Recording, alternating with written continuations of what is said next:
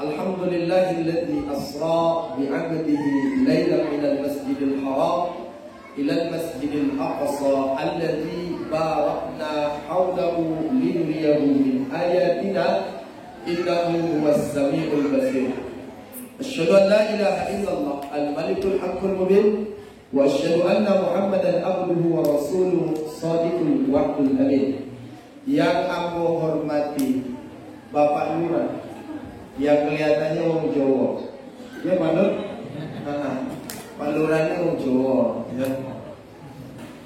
Begitu juga yang aku hormati kaum bapak, kaum ibu, jamaah sekalian, Bapak RT, Bapak RW, tokoh masyarakat, alim ulama, cerdik pandai, kita semua yang hadir di Masjid Jiko. Mudah-mudahan Bapak Ibu jamaah sekalian, kehadiran awak ke Masjid Jiko sesuai dengan yang disampaikan Nabi. Ada jaminan dari Nabi, aku baca di dalam kitab Riyadhus Shalihin, ditulis oleh Al-Imam Al-Hafiz Ibnu Hajar, Al-Imam Mahyuddin Abi Zakaria Yahya bin Syaraf An-Nawawi Al-Syiti Asy-Syafi'i. Tebal kitabnya 700 halaman.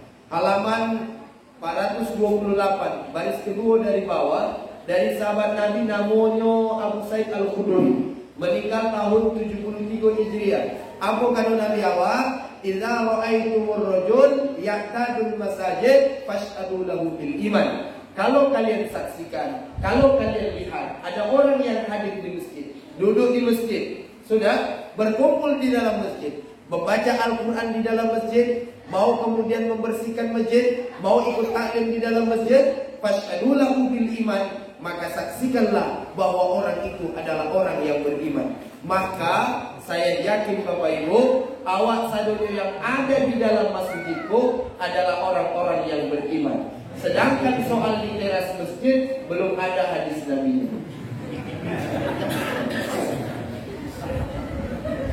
Maka yang bersobi tadi masuk ke dalam. Kalau yang di dalam itu Masya Allah, lah ada jaminan orang-orang yang beriman sadonya. Amin. Dan mudah-mudahan yang di luar masjid ketularan. Biasa aja lah, cemene kali. Bapak Ibu rahimahullah, kini wang opo pura-pura bahagia aja yo. Iya. Tadi lah trauma sebelum berangkat ke situ. Tajadi tanda. Karena memang tidak ada niatan kan. Aku tadi malam balik dari Sumatera Utara, nyampe ke Pekanbaru tadi baru pagi, istirahat kojam berangkat ke Siko. Ada lo itu kan, besok nak berangkat ke Rokan Hulu, habis dari Rokan Hulu berangkat balik ke Sumatera Utara. Jadi Bapak Ibu jamaah rahimahullah, mohon doa, mudah-mudahan insiden tadi tidak terjadi lagi. Amin ya rabbal alamin. Untunglah tadi Bapak Ibu ada kawan ustaz tidak jauh dari tempat kejadian itu. Jadi ambu telepon ini, bang di mana? Di rumah. Bisa minta tolong apa? Mobil ambu ditabrak orang dan ambu yang bayar. Biasa orang nabrak, itu yang bayar, betul tak? Ikut tanya ambu tadi, ambu yang bayar. Setelah ambu bayar, baru ambu sadar, kenapa ambu yang bayar? Adik ambu telepon dari kampung, ngapa bang? Celakaan. Cuman kejadiannya, ambu motong. Yang dari belakang itu sama motong juga, ini nabrak. Seharusnya kan sama-sama salah. Seharusnya bukan aku yang bayar, aku yang bayar. Kata adik aku, cuma cie orang di dunia cuma itu. Siapa musuhnya? Aku lah kata itu. Iya itu pendapatnya kamu. Bapak Ibu jamaah rahimahumullah. Tapi sudahlah. Mudah-mudahan ada rezeki diberikan oleh Allah Subhanahu wa taala, ada rezeki yang lebih baik. Saya cuma ingat satu hal saja. Sabaqat maqadirul ila wa hukmu. Semua hidup kita ini sudah digariskan Allah. Sudah? Bariku adaka min law min la'al. Hentikan lidahmu dari mengucapkan sekiranya jikalau andai kata. Kalau ada risiko orang berumah tangga, cuma 1 tahun bertahan, yakinlah itulah takdir Allah yang terbaik untukmu. Kalau ada di sini ibu-ibu ditakdirkan Allah punya anak betino sadonya, sudah itulah takdir yang terbaik. Lah 8, jangan tambah lagi, cukup lah tuh. Lah, jangan dipaksa. Dan bapak-bapak pun jangan gatal, jangan alasan. Betino sado betino, pahamlah, karena bang pengen laki. Dari adik betino sado. Jadi bang, ya pahamlah. Maksud apa? Maksud tak paham katanya. Bapak-bapak, ikut sekedar informasi, Pak. Yo, siko manggil bapak apa? Papi, papa atau apa? Papa, mak keren yo papa. Tinggal nado sinyal papa lo panggilan lah. Oke lah, baik papa. Bapak. Oh. Ya, salah Pak. Ya ngomong bapak. Ubah. Itu ya betul. Bapak Ibu jemaah rahimahullah, itu sekedar informasi aja Pak. Diamalkan boleh dan diamalkan juga boleh. Ada riwayat menyebutkan bahwa boleh seorang laki-laki menikah lagi. Boleh seorang laki-laki menikah lagi. Ibu-ibu tahan tensi dulu ya, tenang dulu, jangan emosi. Untuk bapak-bapak boleh nikah lagi.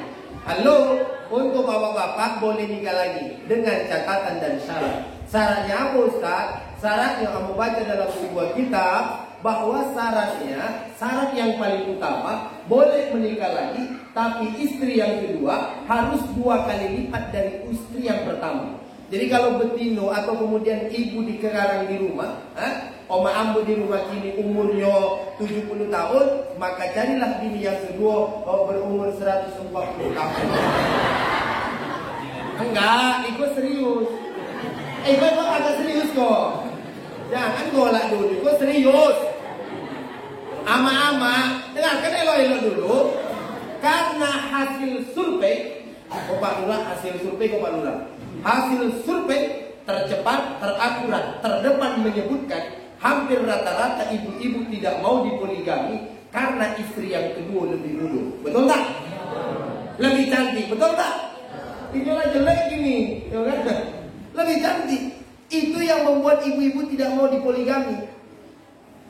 Coba sekarang kamu tanya emak-emak yang ada malam itu. Andai kata ibu dipoligami dengan bapak, tapi istri yang kedua umurnya misalnya 120 tahun. Cemburu tak? Cemburu tak? Jawab mumpung di situ bapak-bapak. Cemburu tak? Kalau usianya 25 cemburu? Usia 125 cemburu tak? Takkan cemburu. Kenapa tak cemburinya? Karena nyotor tuh Pak. Saat bapak tuh menikah, naik ke pelaminan, hidup kipas, masuk angin nenek itu. Tak lama setelah itu turun dari pelaminan, mati nenek itu. Yes katanya. Ani kalah balik katanya. Bapak Ibu jamaah rahimahumullah. Jadi ya hadis Nabi itu betul. Bahwa orang yang hadir berkumpul di masjid mudah-mudahan adalah orang-orang yang beriman. Amin ya rabbal alamin. Karena memang temanya bagaimana cara kita meningkatkan iman dan takwa. Kan itu temanya ya kalau nggak salah. Oh nggak ada. Oh ini imannya. Ya kan? Temanya dari Isra Mi'raj kita belajar menjadi manusia yang mandiri.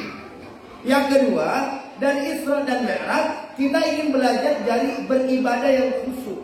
Yang ketiga, Isra Mi'raj kita belajar menjadi pribadi yang beriman. Yang keempat, dari Isra dan Mi'raj kita ingin belajar menjadi pribadi yang beradab. Dan yang kelima, dari Isra dan Mi'raj kita ingin menjadi pribadi yang bertakwa. Insya Allah Bapak Ibu jamaah rahimahumullah, karena panitia sudah menetapkan tema dan temanya dibagi kepada 5, maka 5 inilah yang insya Allah akan kita bahas pada kesempatan malam hari ini. Dari Isra Mi'raj yang pertama kita belajar tentang khusyuk beribadah. Ada orang sholat di zaman Nabi, pas inyo sholat, habis inyo sholat apa kata Nabi?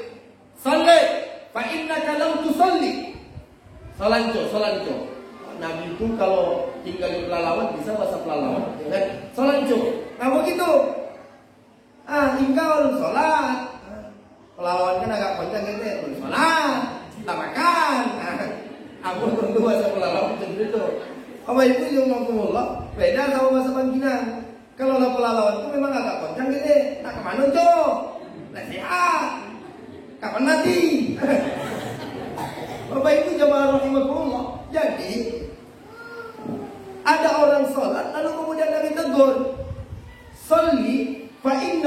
lam tusalli.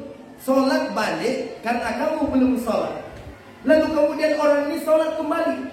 Kata baginda Rasul, "Shalli fa innaka lam tusalli."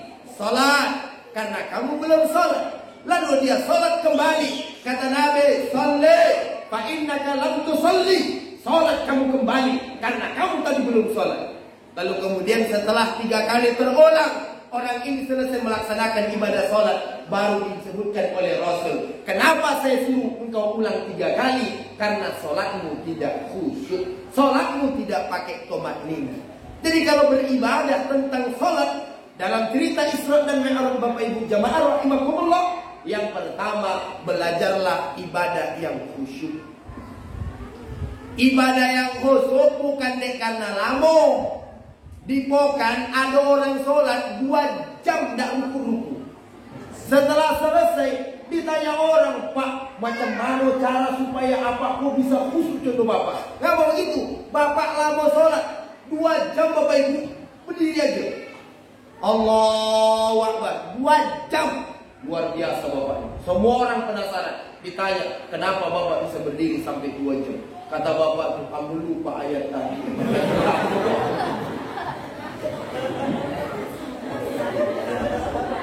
Jadi lamo nak tanda khusyuk sholat. Jelek. Jadi jangan dianggap mentang-mentang sholatnya contoh itu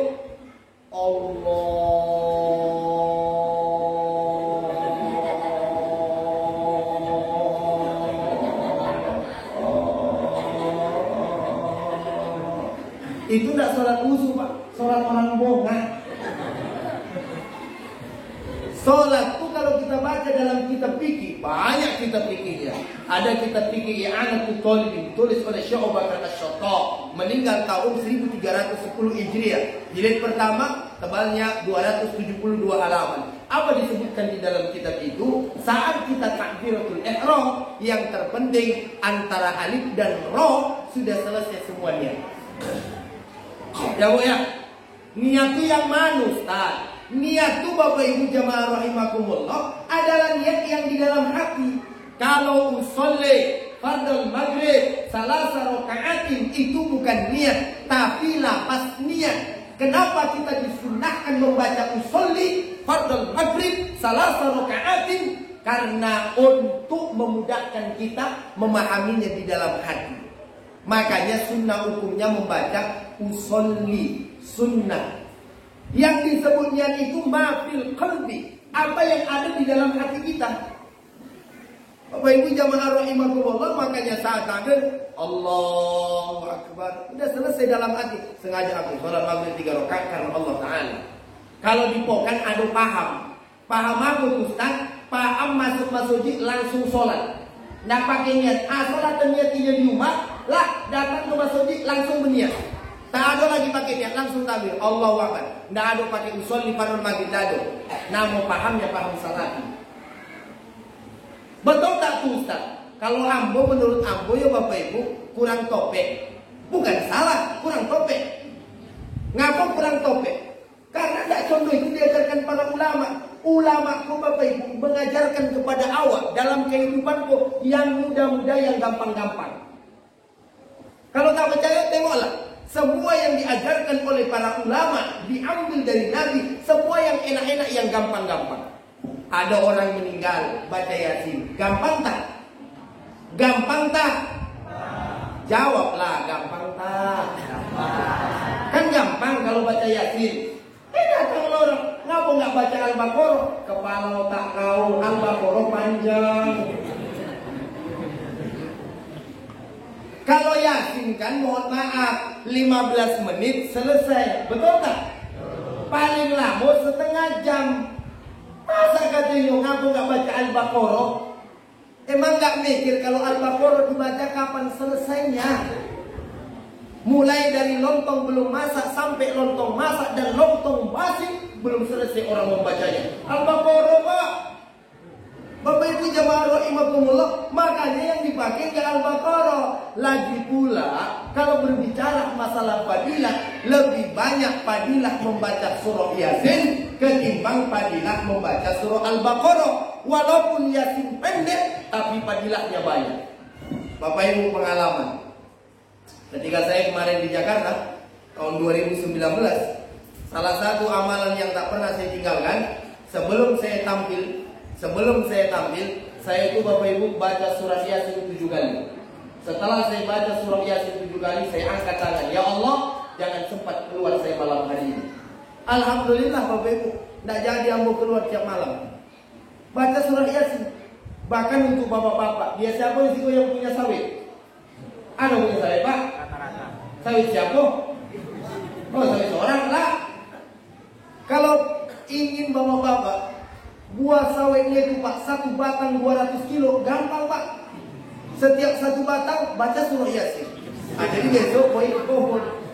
Bismillahirrahmanirrahim. Yasin wal Qur'anil hakim innaka laminal mursalin. Nah, sampai kalimat innama amruhu illa arada syai'an ayyakula lahu kun fayakun. Fasubhanalladzi biyadihi malakutu kulli syai'in wa ilaihi turja'un. Ya Allah, buahnya 200 kilo, satu batang, tidak batang yang itu.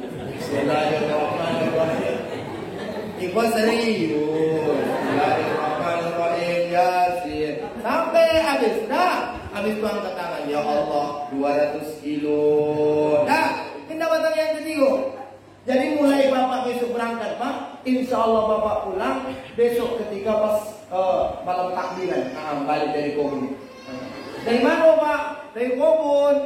Bilokoi kemarin waktu Ustaz datang. Ngapo ke kebun? Baca surah Yasin. Untuk apa? Untuk sawit. Supaya apa? Supaya buah banyak.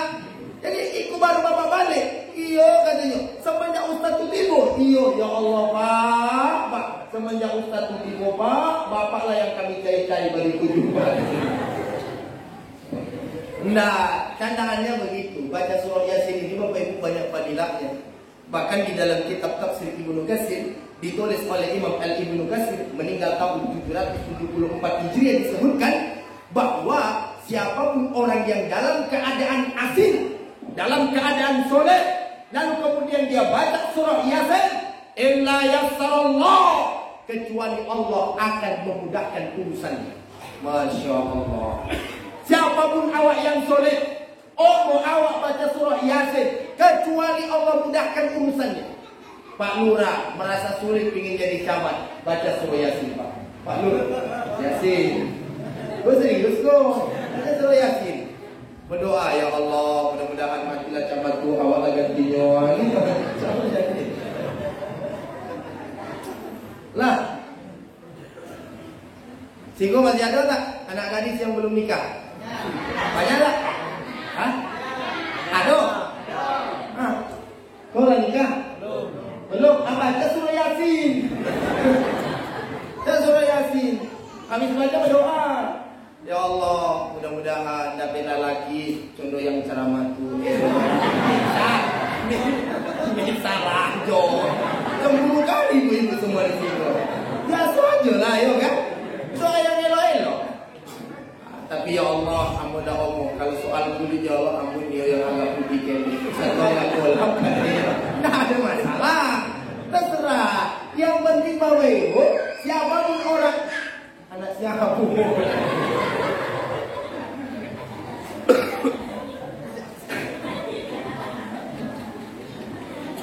Siapapun orang, dah yang keinginannya pengen urusannya dimudahkan oleh Allah, bacalah surah ya. Enggak ambo bercanda atau tak Bapak Ibu tersorah lah, yo. Anggapan Bapak Ibu tersorah. Tapi intinya siapapun orang yang membaca surah Yasin ada keistimewaan yang Allah berikan dalam hidupnya. Kalau tidak percaya coba beramal macam itu yo. Tak percaya Ustaz, coba. Bapak kau apa? Mencari ikan. Coba Pak, sebelum mencari ikan baca surah Yasin. Nak baca Ustaz, tidak ada dapat. Bila kau baca sekali salah. Kalau sekali dibaca, jangan dia langsung urusan mudah.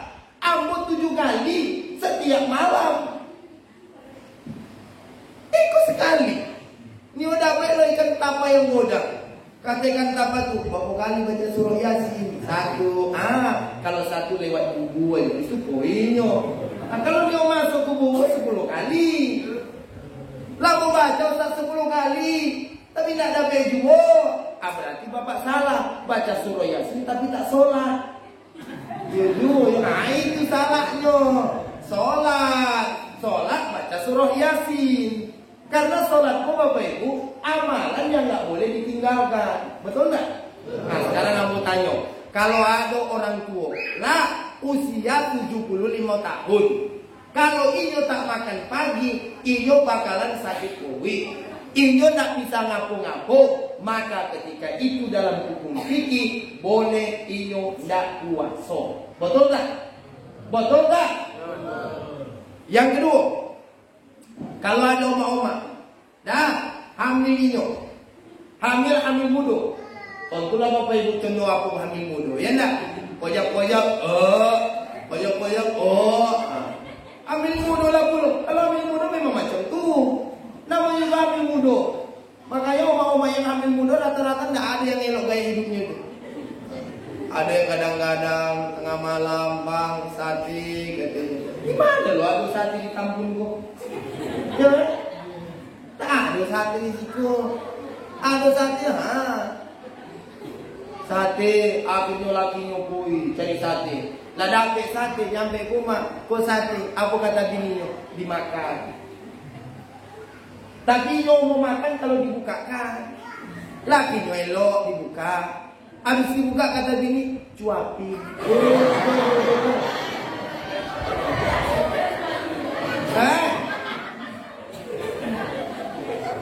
Suami kok sayang sama bini. Lah dibuka, disuapin. Habis disuapin Bapak Ibu, bininya muntah. Kata bininya, bang lap. Lakinya elok, dilap. Lap. Makan sate yang kedua. Dah, pas makan sate yang kedua, lakiku sebenarnya lagu orang. Digikukan sate itu. Nah, makan. Oh ya, yang dimuliakan Allah. Namanya orang hamil muda, tapi dalam hukum fikih, ini saya bawa satu kitab fikih, namanya kitab Taqrirus Syadidah. Sudah dalam hukum fikih, Pak RT boleh kita puasa. Kalau Pak RT punya bini muda, lagi hamil muda loh, misal dah, boleh tak puasa, boleh, tak ada masalah. Sebab kenapa? Orang yang hamil muda atau hamil tua, yang penting takut dia keguguran atau takut dia terhadap fisik dan anaknya, boleh dia tidak puasa. Yang penting bayar fidyah. Sekarang begitu, ada perempuan hamil muda, boleh tak meninggalkan sholat? Tak boleh. Ada apa-apa lumpuh, boleh tak meninggalkan sholat? Tak boleh. Ada orang buta, boleh tak ini meninggalkan sholat? Tak boleh. Ada oma-oma umur 75 tahun, 2 hari lagi nak mati, boleh tak ini meninggalkan sholat? Tak boleh. Makanya kadang-kadang oma-oma kurang asam, ditanya, ngapa tak puasa? Ngapa tak sholat? Sholat, tanggal merah. Ibu ngapa tak puasa? Tanggal kuning. Ibu ngapa tak puasa? Tanggal biru. Nenek kamu nggak puasa? Oh, nggak bertanggal katanya. Bapak Ibu jamaah rahimakumullah. Oleh sebab itu, sholatku Bapak Ibu amalan yang nggak bisa ditinggal. Ustaz, kaki ambo sakit, wajib sholat Pak. Sholat macam apa? Duduk. Boleh tak sholat duduk? Boleh. Sholat duduk boleh, sholat berbaring boleh. Lah, macam mana pun sholat boleh. Ustaz, ambo di tengah ladang, ndak tentu arah masoji, ndak tentu arah kiblat. Ketika itu kita sholat menurut sangkaan kita. Kira-kira arah kiblat arah mana? Contoh awak di tepi sungai. Sungai apa di situ tadi? Sungai Napu. Hah? Sungai Napu. Sungai Napu. Napu itu kijang enggak? Hah? Beda. Oh beda ya? Oh adiknya. Oke. Banyak Napu itu. Oh iya. Ngapo kan Napu salah. Coba kali nampaknya ketawa. Bapak Ibu jamaah rahimakumullah, awak pergi ke sungai, dah karena dek jauh pergi cari ikan, sholatkan, ndak tentu arah kiblatnya sholat. Maka ketika itu sangkaan kita kira-kira arah kiblat arah mana, sholatlah kita sah menurut hukum fikih. Ndak ada masalah. Ustaz, baju aku hilang di topi somak, tak berbaju, boleh tak orang tak berbaju sholat? Boleh. Kalau tidak ada baju ketika itu, maka boleh sholat. Apa yang ada? Goni, pakai goni. Apa yang ada? Andu, pakai andu. Apa yang ada? Oh, sepanduk macam itu, pakai. Tak ada masalah, sholat. Ustaz, yang ada kain kapan? Kain kapan siapa? Kain kapan ambu Ustaz persiapan? Pakai itu, sholat kali. Habis sholat, baru disolatkan. Selesai.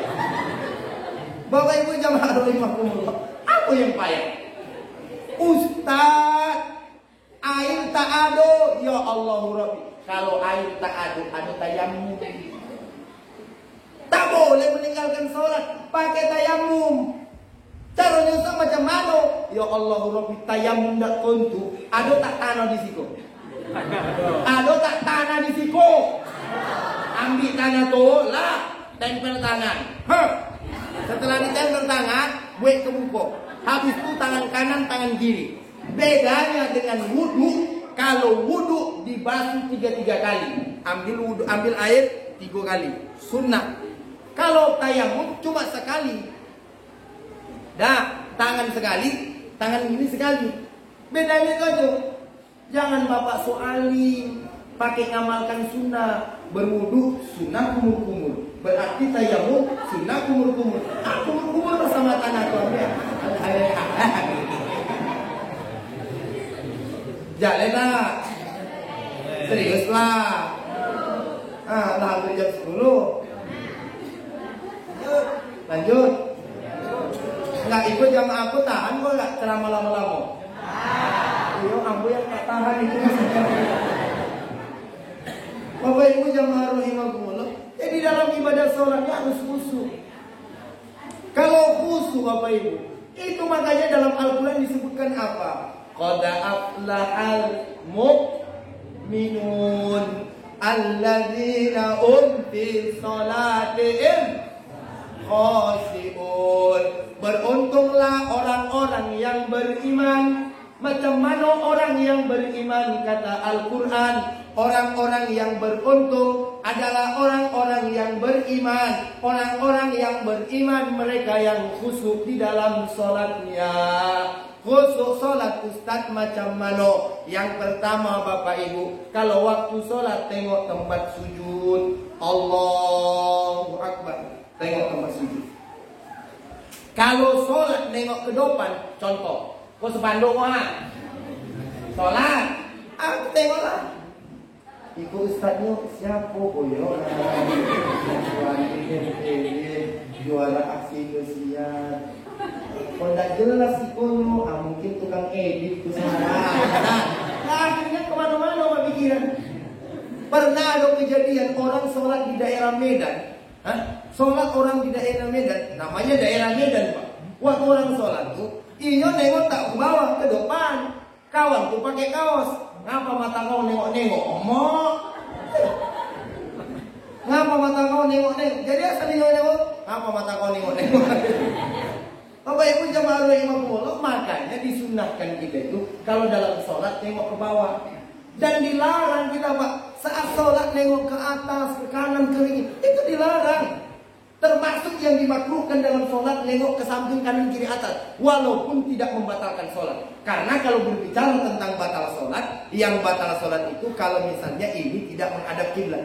Kalau wajah tidak menghadap kiblat ketika sholat, sah sholat. Contoh sholat, Allahu Akbar. Wajah kita begini, boleh Pak. Misal Pak, apa sholat Allahu Akbar. Ngapa wajah sebelah itu? Ya, karena mau pilihnya di situ, takut ini hilang. Secara hukum fikih mohon maaf, boleh Pak. Secara hukum fikih boleh. Yang tak boleh itu macam Niko. Arah kiblat misalnya ke situ. Dah, lalu kemudian Niko berbalik Niko. Maka tak sah. Tapi kalau misalnya hanya sekedar Niko, boleh. Cuma makruh, ada yang menyebutnya haram. Makanya ada orang sholat macam Niko. Allah. mau ada cicak katanya.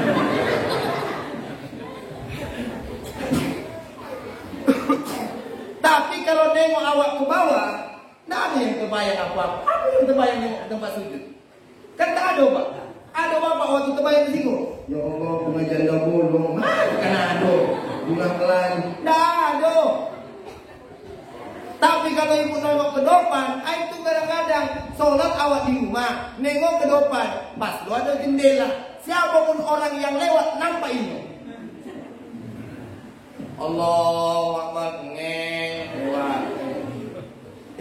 Kakak anu katanya, kemudian Pak Lurah katanya, katanya, Pak RT katanya.